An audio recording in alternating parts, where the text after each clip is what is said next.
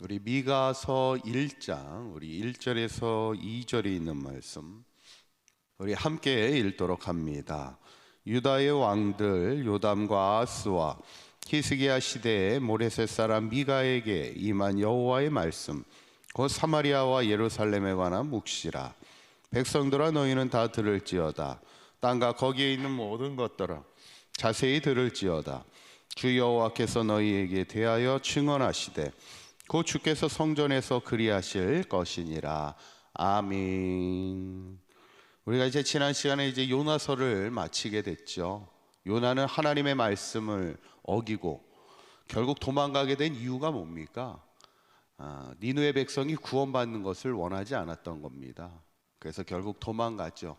그러나 하나님이 마지막에 그 박넝쿨을 통해서 내가 그 니느웨 백성을 아끼지 않겠느냐, 너가 박넝쿨도 아끼는데 12만 명의 그 사람들을, 영혼들을 내가 아끼지 않겠느냐, 그 마음을 깨닫게 하시는 하나님의 마음을 우리가 보게 될 때 우리도 이 땅을 살아가면서 그 한 사람 한 사람이 다 하나님이 사랑하시는 하나님의 사람임을 우리가 기억하고 모든 사람이 구원받기를 원하는 그 하나님의 마음을 우리가 늘 품고 만나는 모든 사람들에게 구원을 전하며 살아갈 수 있는 우리 사강교회 모든 성도님들 될 수 있기를 간절히 축원합니다.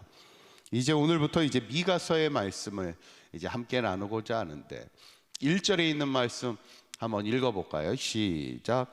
유다의 왕들 요담과 아하스와 히스기야 시대의 모레셋 사람 미가에 관한 임한 여호와의 말씀 곧 사마리아와 예루살렘에 관한 묵시라. 아멘. 요나에 대한 설명이 1절에 짤막하게 나왔어요. 보면 어느 나라의 왕들의 이야기 때 시대에 활동한 사람이에요?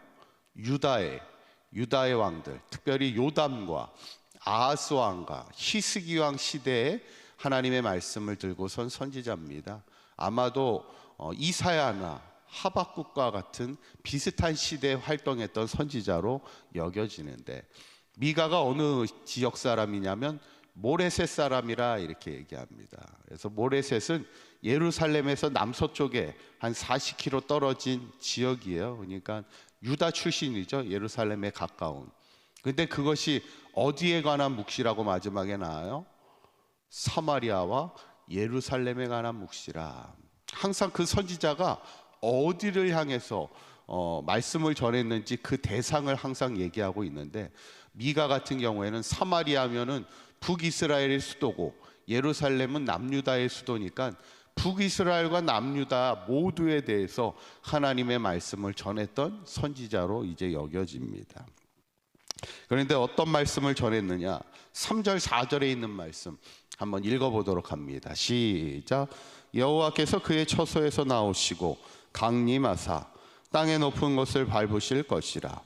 그 아래에서 산들이 높고 골짜기들이 갈라지기를 불 앞에 밀초 같고 비탈로 쏟아지는 물 같을 것이니. 아멘. 3절을 다시 보여주시면 여호와께서 그의 처소에서 이 처소라는 것은 하늘을 얘기하는 것 같아요. 하늘에서 내려오셔서 이곳에 강림하사 뭐 하신다는 거예요?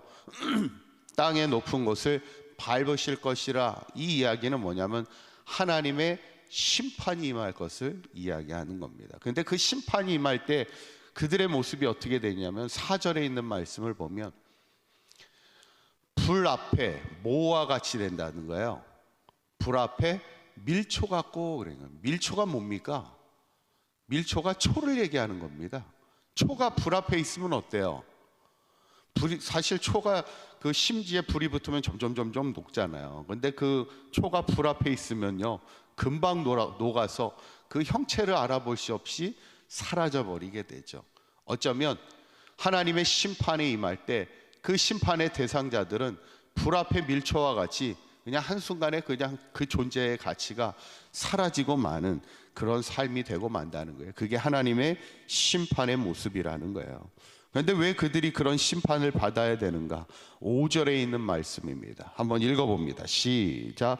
이는 다 야곱의 허물로 말미암음이요 이스라엘의 족속의 죄로 말미암음이라.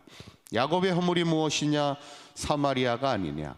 유다의 산당이 무엇이냐? 예루살렘이 아니냐? 야곱의 무엇으로 말미암는다고요? 허물로 말미암고, 이스라엘 족속의 뭐로 말미암고? 죄로.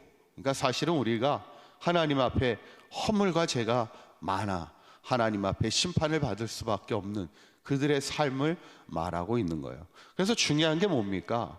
우리가 항상 하나님 앞에 우리의 죄와 허물을 깨닫고 하나님 앞에 나와 용서를 구하는 인생을 살아야 되는데, 여전히 허물과 죄가 있음에도 하나님 앞에 용서할 줄 모르는, 용서를 구할 줄 모르는 이스라엘 백성들의 삶을 보게 되는 겁니다. 어쩌면 우리가 새벽을 깨우는 이유도 뭘까요? 우리가 늘 하나님 앞에 기도해야 되는 이유가 뭘까? 우리의 죄와 허물을 보게 하시는 겁니다. 깨닫게 하는 것이고, 하나님 앞에 용서함을 구하는 인생을 살아가기를 원하시는 것이, 그게 기도의 인생입니다.